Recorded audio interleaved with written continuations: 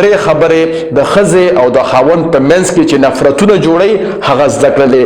یوه خبره دا شوله چې ښځو له واده کړو ښځو له پکار دي چې د خپل ځان ډېر زیات خیال ساتي او دا نه چې چېرته زړې کپړې ګوري هغه په کور کې اچوي او چې واده له ځي نو ښایسته جوړه باچوي.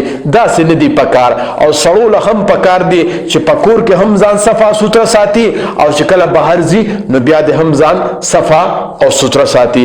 او دویمه اهمه خبره چې د ښځې او د خاوند په منځ کې نفرتونه پیدا کوي هغه دا ده چې خاوند له نه دي پکار چې د دفتر دکان او د کاروبار غمونه او کارونه کور ته راوړي بلکې د دکان غم په دکان او دفتر کې پکار دی او د کور کې د یو پلار په حیثیت د یو ورور په حیثیت او د یو خاوند په حیثیت باندې اوسېدل پکار دی. او درېیمه اهمه خبره چې د ښځې او د خاوند ترمنځ نفرتونه جوړوي هغه دا ده چې کله کله زمونږ ښځې د خپل ورونو ډېر زیات صفتونه کوي او هغې نه زبرګان جوړ کړي وي او کله کله زمونږ سړي چې کوم دی د خپل ورونو ډېر زیات خیال ساتي او ډېر صفتونه کوي او د اوښیانو خیال نه ساتي. نو دې کې اعتدال پکار دی. نه ښځې له پکار دی چې د ورونو او د مور پلار قصې او قطارې د خاوند په کور کې کوي. نه د ښځې له پکار دی چې هغه د سقر او د خواښې او د خاوند قصې د خپل مور پلار په کور کې کوي